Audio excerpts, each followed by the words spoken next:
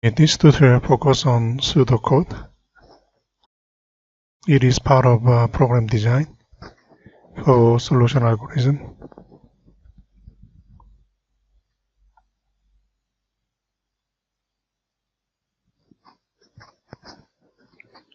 So there are some guidelines I'd like to introduce. Pseudocode you may consider as a simple English-like statement.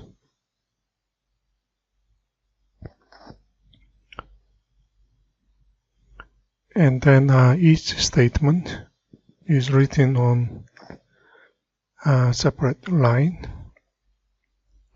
You may consider each statement as each instruction to your computer program.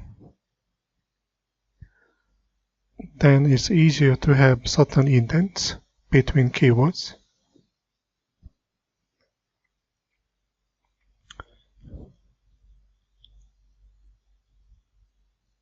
For example, one instruction may have sub-instructions belongs to main instruction. So you may like to have one main instruction or statement that consists with two sub-statements. That two sub-statements you may like to indent. Next one is the top to bottom for statement.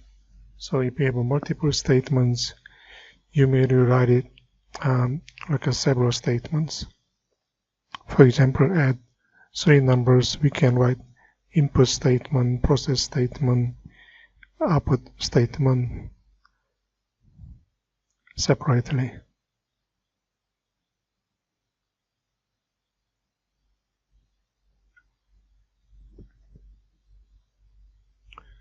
Last one will be a bit more complicated. You may deal with certain conditions, so that you may need to group them together. You may have to deal with the repetitions. It means you may need to consider grouping certain statements together as a subroutine.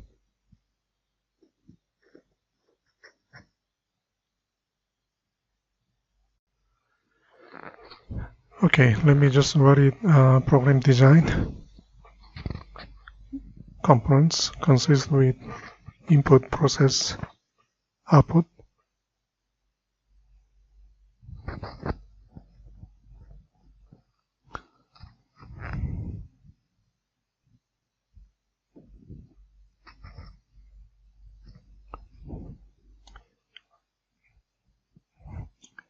And then let me say a set of written instructions that will be performed by a computer.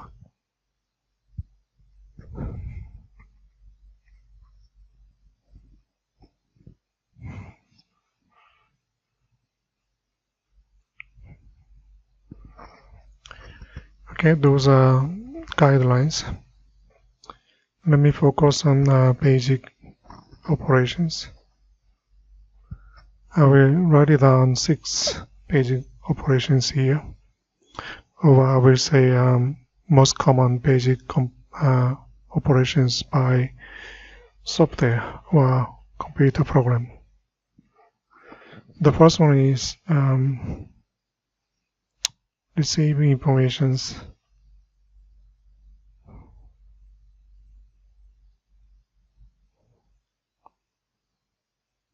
So I will say a computer can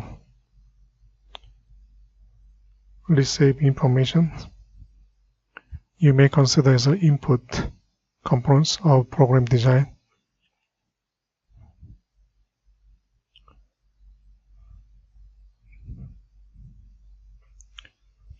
Second one is put out informations.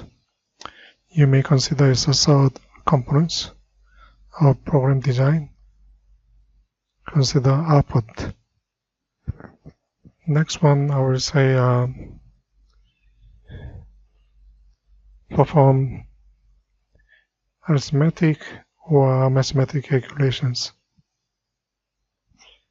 Next one, assign a value to certain memory location.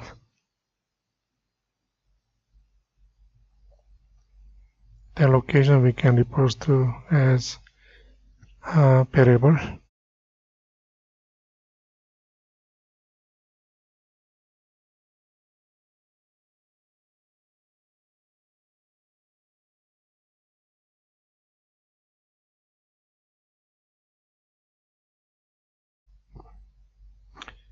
Next one, we may compare two variables so that we can deal with certain conditions, so that we can make a decision one out of two alternative instructions or actions. For example, variable A is 10, variable B is 20. Then we know that A is smaller than B. We like to know that that statement is whether it's true or not. So that's what we call as a conditional statement.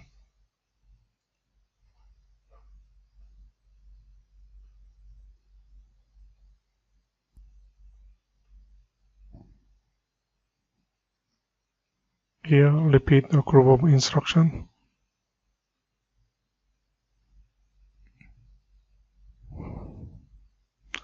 That means there are certain things we can group them together. Then we can repeat several times with certain conditions, or until we meet the certain conditions.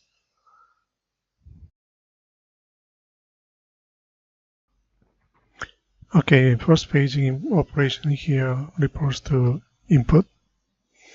So we use the keywords called lead from a record on a file, or we can get input from keyboard.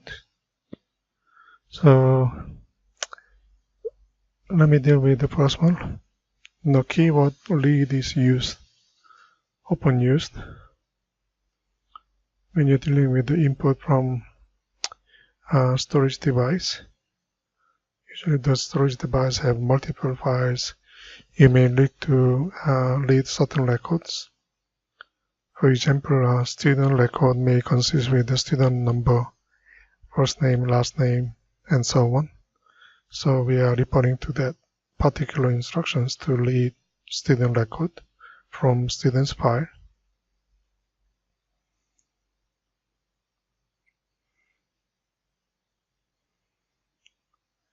Next one is a get.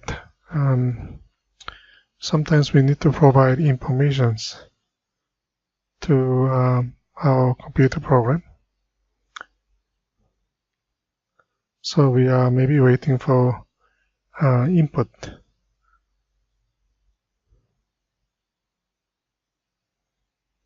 from the user. User may provide input by typing maybe student number or new student number, and the new student record include first name and last name.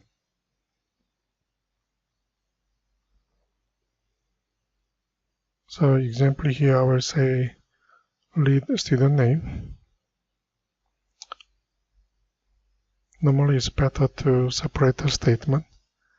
So next statement I will say read student number.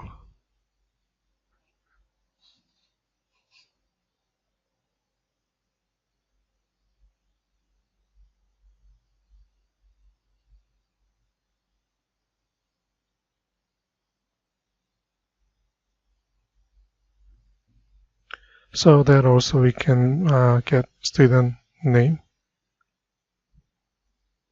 then get student number provided by end user. It means I may type the new student number and then name as a new student record.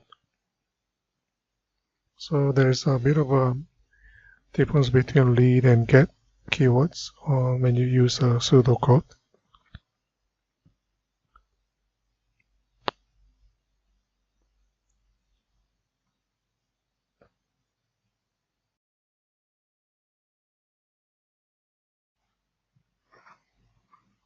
Okay, next one is putout information. It is with output of program design components.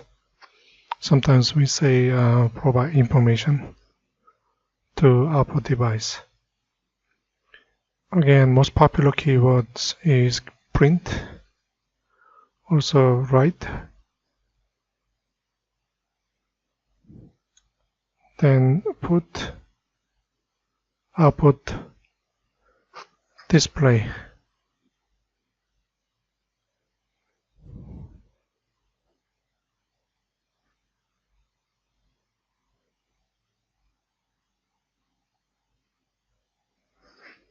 So print may refers to supply information to the printer.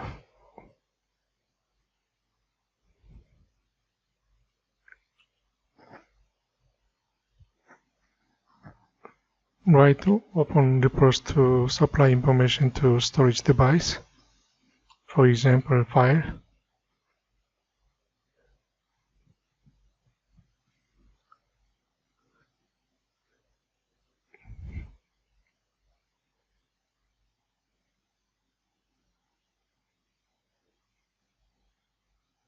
Okay, put to supply information to the output device, like a monitor, screen, console, depends on what you call it.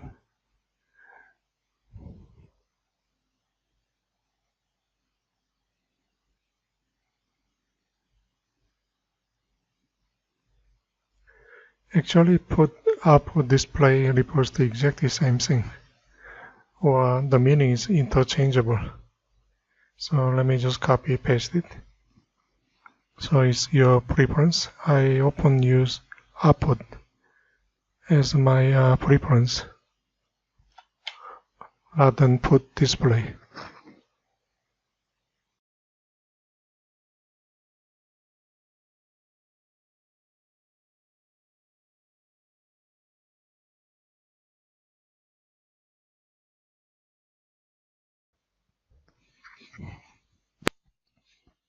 Okay, let me go through 2-3 examples. For example, print keywords. You may like to print a label on your paper. So we say print student name. Usually more than one character, I like to use a double quotation. If you have a single character, you may like to use the single quotation. Okay, here we're saying print student name to the printer. So if you have A4 size paper, we just print student name without quotation.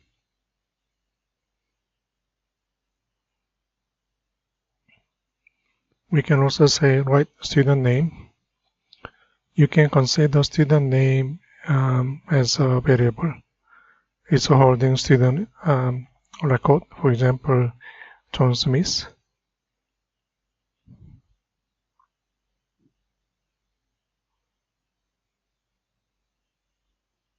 I think instead of put it there, let me just go up, and I will say output, then work in progress. Okay. The main idea is before you print to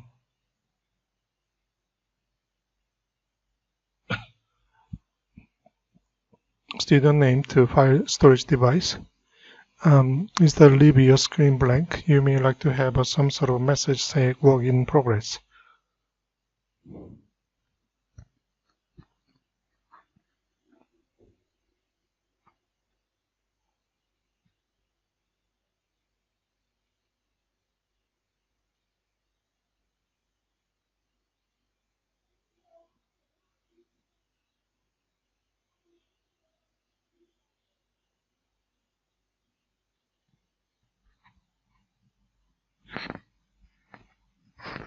Okay, last one I may use output.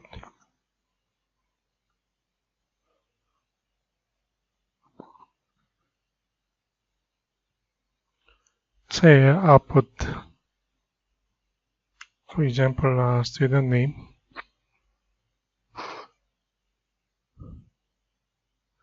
as a label on my screen. Then I may print output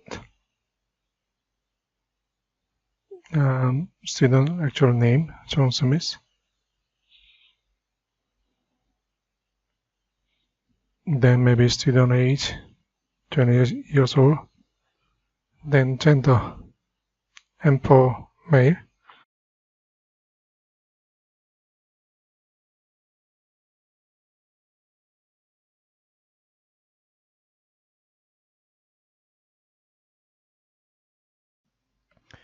So once you have a program, this is how it looks like. It will print a student name on your console as a label. Next line, it will print John Smith. That considers the second line. Then it will print numeric value 20 as a age, and then character value M. So there will be 4 lines of outputs on your console.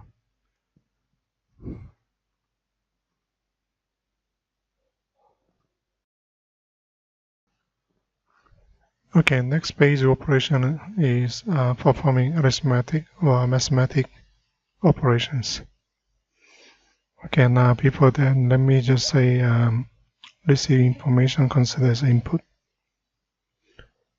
components of program design, and put out information consider as output components of program design. Okay, let's get back to the page operation 3. Perform arithmetic or mathematical calculation. So I'm going to cover only basic things here.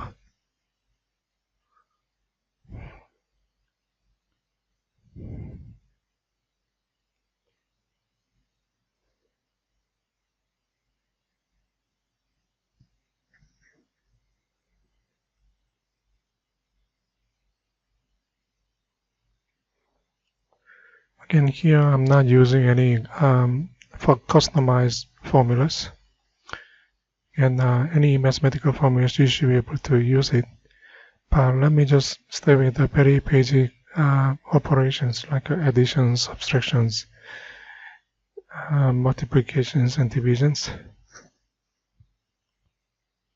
Add maybe refers to as add a value.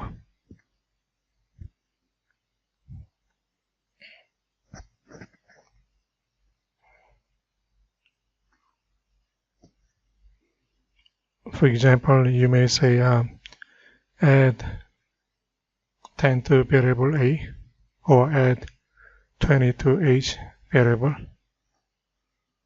Next one is subtract. To subtract a value. For example, subtract 20 from variable C. Next one is multiply.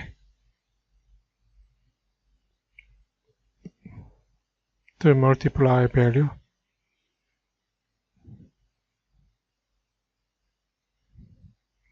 Like 10% tax. You can multiply the product price by 10%, so 1.1. The last one is divisions. To divide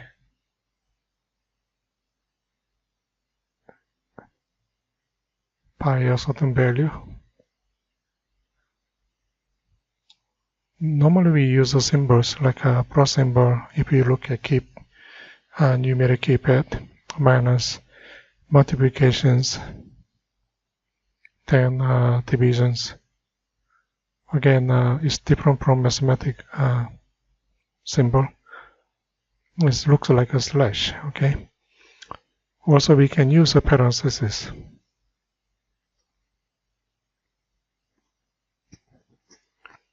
so that we may not to follow ordinary the precedence of addition and multiplications. Usually we have to do multiplications before the addition subtractions. So first example, 10 plus maybe 10. Everything is pretty much straightforward. Okay, I gotta subtract, multiple, and divide. So I will jump to the last one. Here 10 plus 10 multiplied by 10. So without parentheses, usually do 10 multiplied by 10, so 100 plus 10, so it's going to give us 110. But if we want to do addition first, 20 by 10 is going to give you 200. So you may like to use parentheses here.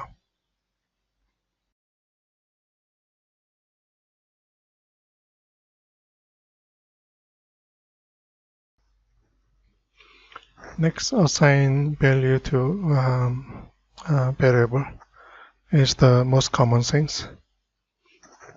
Instead of using values directly, we like to assign certain values to multiple variables. Then we are using those variables to do calculations. So you can consider this is all process components of a program design. Again, most common, and we may refer to as memory locations. So variable A may be located to certain memory locations. Variable B also located in certain memory locations. That's the main idea of RAM, random access memory. So it means that whenever you write certain values to variable, it may refer to the same locations. When you use something else, if you use a different variable, delete it, and use it again, it may locate to different location, but with the same variable name. So we use the name called assign as a reserved word, or you can use the symbol. This looks like equal sign. We read it as a sign operator.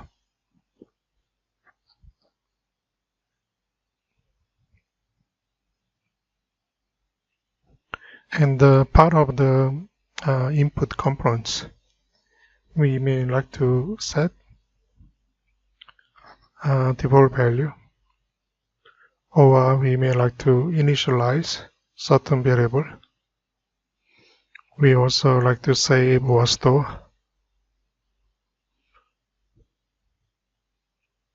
as output components of program design. So assign a value to variable can be used input, process, output components of program design. Initialize actually considers the same as a set, so let me move up.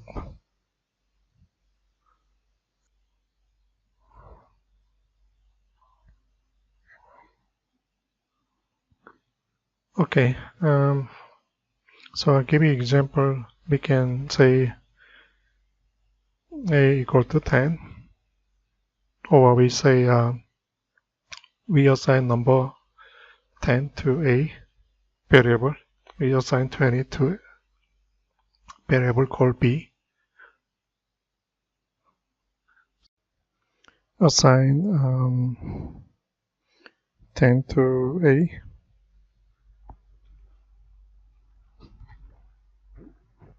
Actually, I'm assigning a variable to the memory locations with the value 10.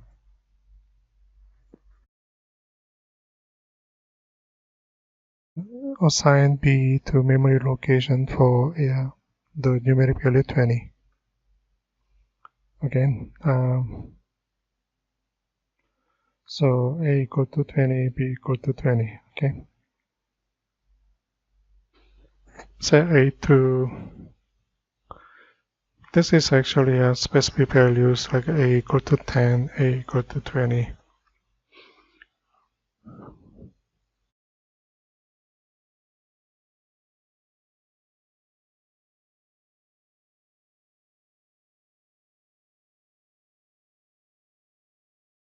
set A to 10, set A to 0, or initialize A, B to 0 means we going to allocate the variable A and B with the default value 0 in our memory location.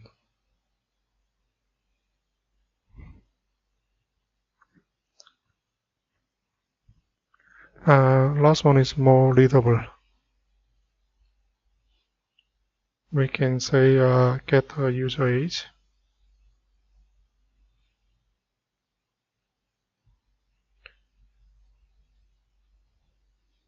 then we can save the user's input into certain variable. So I will say save user's input into age variable.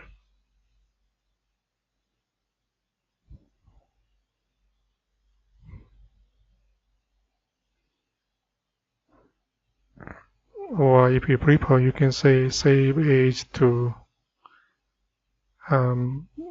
age variable. Sounds a bit funny. So I try to use more generic names here, or general names. Save the user's input into age variable. Then I may have input, which is not part of this demonstration, but it's make it clear. So the user's input refers to here, get user age. That is the user's input age. I guess this is clear. Okay, the user age refers to user's input.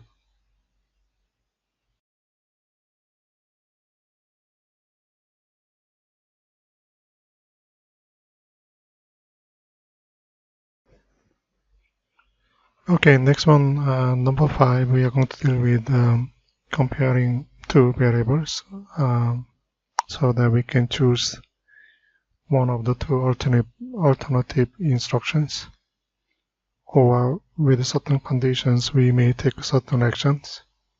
This is what we call as a conditional statement. The first one I will say if-then-end and if statement.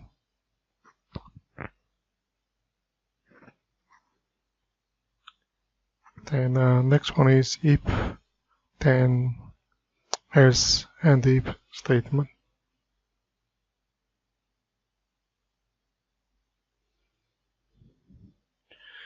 So first one say if condition is true, we do certain things. If it's not, we don't care.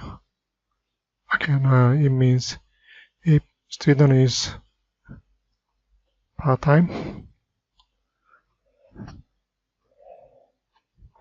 add number 1 to part-time counter. If not, we don't count.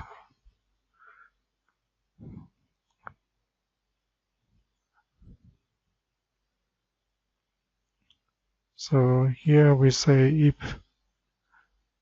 student is part-time, then add 1 to part-time count. And here I make clear if, then, and if. Okay, I may put it into two statements.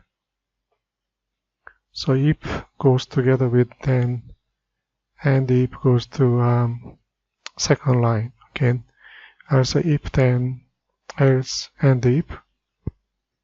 That should be usually next line. So try to make it clear. Okay, usually it consists with two statements. It consists with three statements. Again,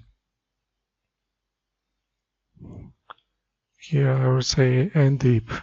That means end of if conditional statement. That refers to student is part-time.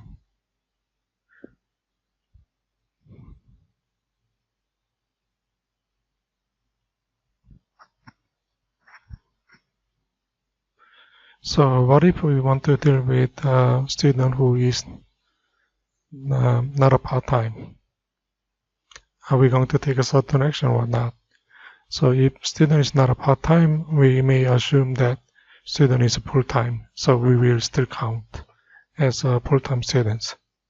In that case, we may use if, then, else. Then we end with end if. So we are looking at two different conditions. If it's not true, it means if student is not student is not part-time, then we are referring to else statement. So end if.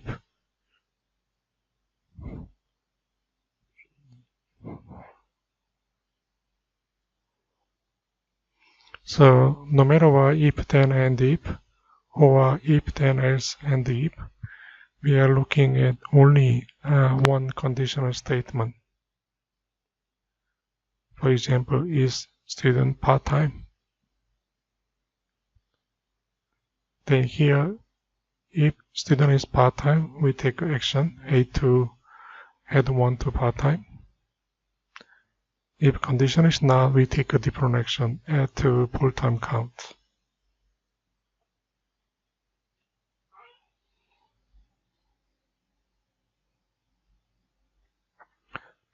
So let me make it clear here with only one conditional statement. Example is student part-time. So the first case, if it's part-time is true, then we add 1 to part-time count variable. Second, if, then, else, and if statements, we also take action even though it's not true. We go to the else statement saying add 1 to full-time counts variable.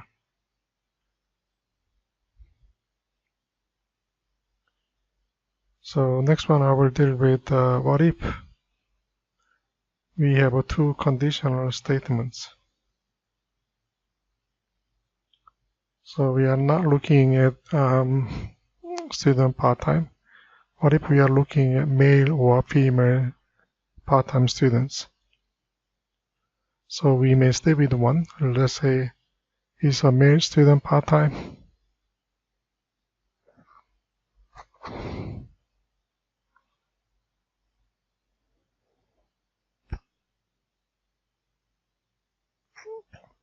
So let me copy that statement. Here what we are looking at is logical operator AND. So we are looking at male student also part-time. So here is a part-time and male. We assume that we can get the value for part-time and male, whether it's true or false. So let me change the variable name called male part-time count. So if those two conditions are true, then I will add 1 to male part-time count variable.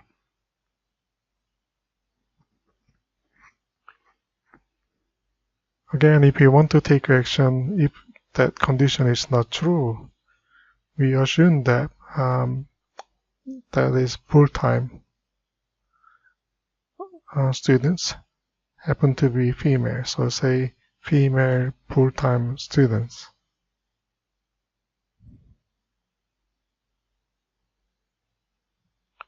There will be many different conditions, but again, I'm going to use OR logical operator. So if we say part-time or male, so next one, yes, it can be true. Again, not a very good example, but here, just demonstration of using two variables to compare whether one of them is true. Either student is part-time or male. So here I will say male part-time count.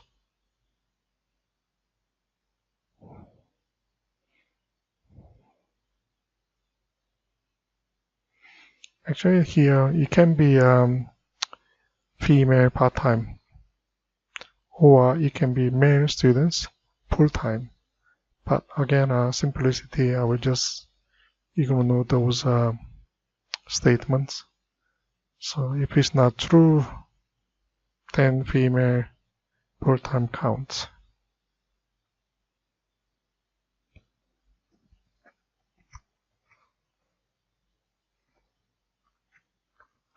So what I'm talking about here is logical operators.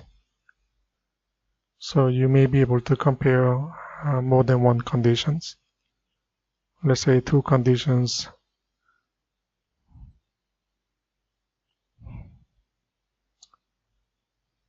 or we call it AND, and then the other one is OR. As long as one is true, then you go to next statement. And the operator means both conditions should be true.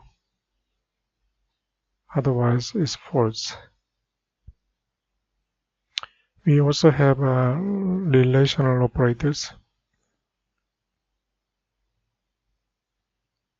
such as less than, greater than. We lead left to right hand side. So greater than, equal to, same symbol as assignment operator. Again, left to right hand side. Less than or equal to. Greater than or equal to.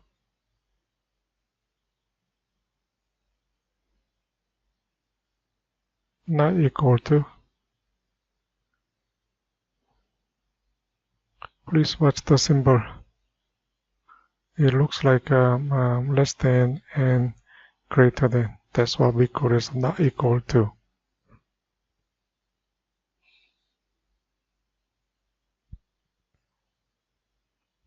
So let me use if-then-else.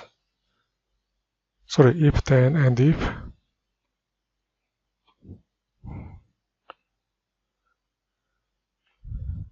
If A greater than B, then I will print it out one statement. So I will use output keywords.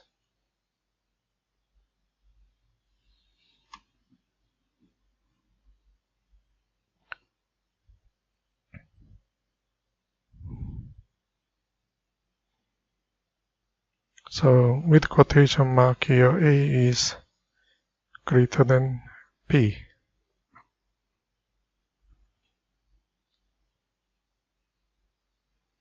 Otherwise, I won't do anything, so I will just say ENDIF.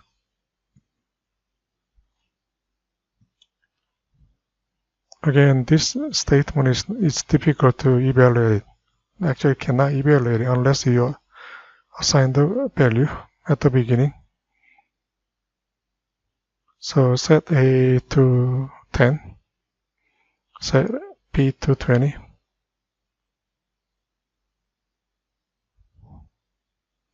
So I actually prefer to say A equal to 10, B equal to 20. Or you say set A to 10, set B to 20. If you follow the pseudocode. I will copy same thing. Paste it. This time I will try to use if then else and if statement. It means if it's true, I will take a certain action. If it's not true, also I will take the actions. So if it's true, output A is greater than B, else. If it's not true, which refers to else, output A is less than B. That's what I'm going to print on my console.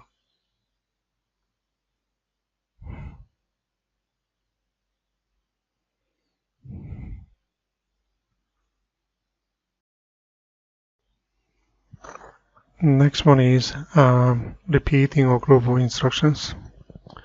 We are going to look at do while and do statement. So you ask your program to do certain things as long as condition is true. That refers to while. So here's the example. We put a condition after while.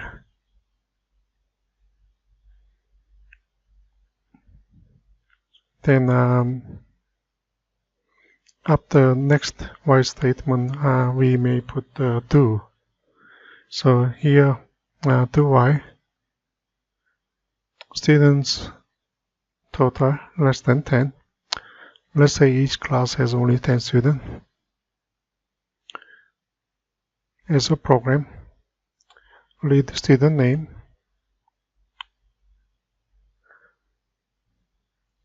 then as a program, print student name,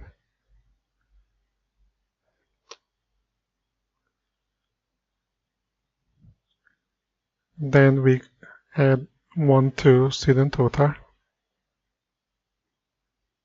We assume the student total start with 0. So we continue because student total become number 1, still less than 10.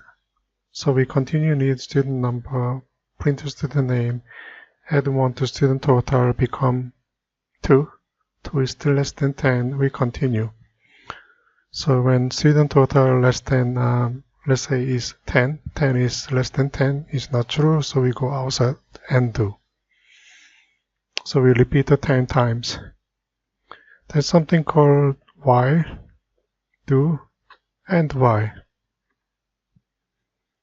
So we put the condition after while, and then we do certain things after do.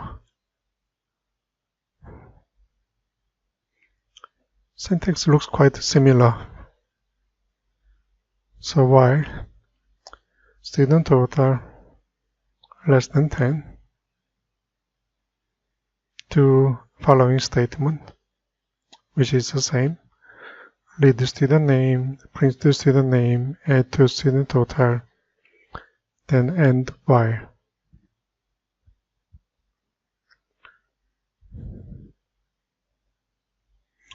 It works exactly the same. Difference between do while and do, and then while do and while, is the first do while and do guarantee that whether its condition is true or not, it will go through do statement at least once. It means it's going to read the student name, print the student name, add 1 to student total at least once.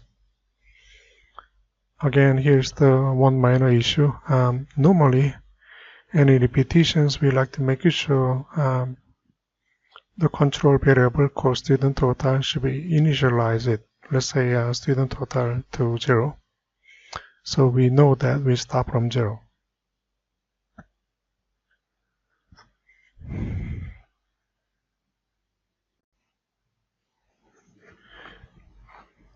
What if the student total is actually 11 at the beginning? Then do while and do, no matter what it will do, means it's going to read the student name, print the student name, and add 1 to student total, so become 12. On the other hand, if you look at while do and while, it's going to evaluate the conditions. Student total is equal to 11, which is not less than 10. So it's not going to do anything. It's just going to go outside do while. It means that do while and do guarantee is going to do certain things at least once. While, do, and while, it doesn't. Again, I'm going to repeat the same example as an overview of pseudocode. So those who already watched the previous video clips, you can stop.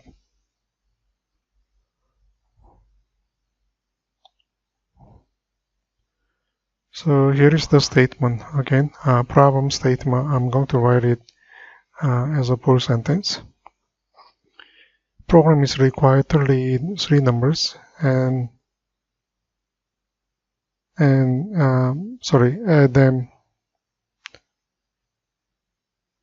together and print sum. So you may need to consider in terms of program design, input, process, output. Let me fix that. Add them together. So you should be able to identify what is a process. Let me just copy the same name as it is. Add them together. Output, we are looking at print their sum. So you can identify the specific keywords. You can say them refers to 3 numbers. Their sum, print sum of 3 numbers. This is a kind of a similar idea of looking at business statement you should be able to interpret according to program design requirements. So you should be able to identify input, process, output components. Usually input is straightforward, output is straightforward. The process is maybe not clear sometimes, especially if you have to come up with your own formulas.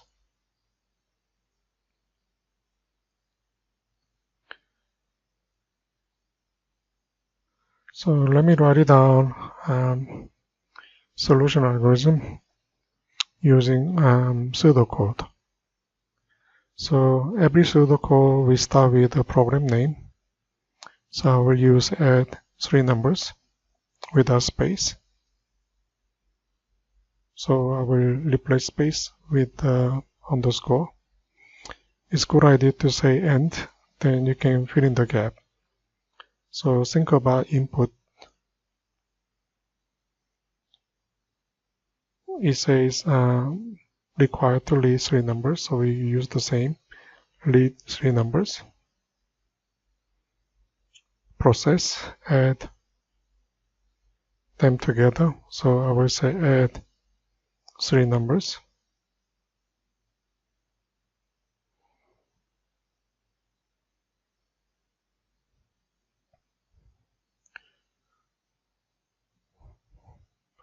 The output, print sum.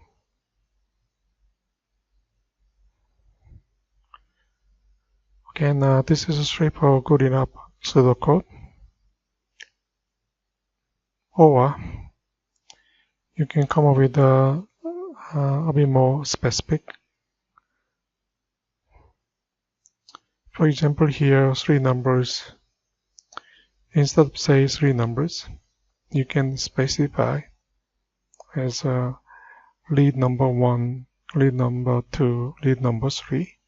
So you can end up with the 3 statement for input, or you can just say lead number 1, comma, number 2, comma, number 3 with a single statement for input.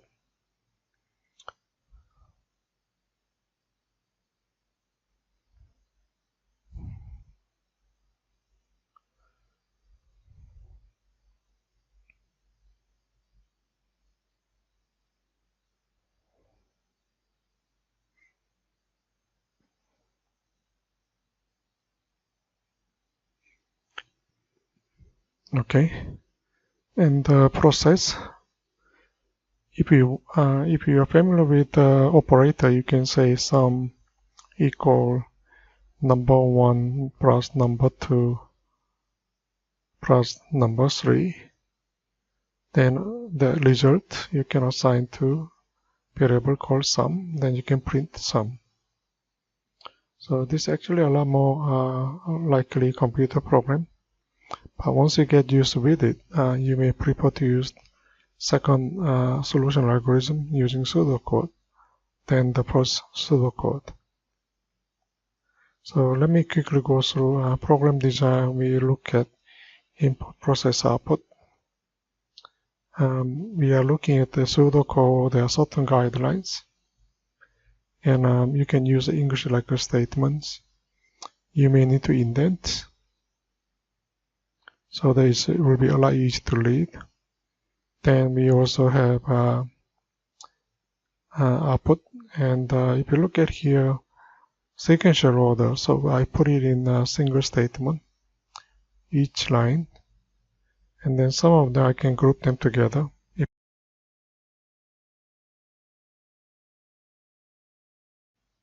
For example, here, list informations, print provide information. I did not group them together. The calculation here, then assign. If you look at here, operators, you should get used with it, especially divisions. Then parentheses, up to you if you want to not to follow the precedence. And then assign values to variable, memory locations. Again, be careful. A equal to 10 means we assign memory location to variable A, then we assign number 2 to that memory locations, which is variable A to 10. Usernames, again, same story here, save and store. Next one are conditional statements. If you have one condition, it's easy to deal with it. If it's true, you may need to do certain things. Or you may design the program to take action. Even though it's not true, you want to you make sure your program take action, then you may need to use if, then, else, and if statement. So something like this one here, student is part-time, then you have else statement to make sure if it's not true, you still need to take action. Also, you may use two conditional statements using AND or logical operators. You can also use relational operators. So if you have a variables, you may compare the actual value inside the variable. Be careful about not equal to. If A is greater than B, then output is greater than B. Always watch when you're dealing with a conditional statement, initial value is important again.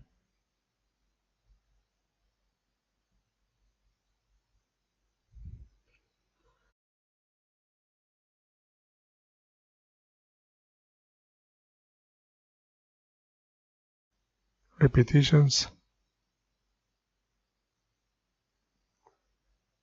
Again, almost identical to while and then while do. But it's guaranteed to while will guarantee whether the condition is true or not. It will do. That's why we got do while. While do means if the condition is true, then we do. Otherwise, it won't. That's all. Thank you.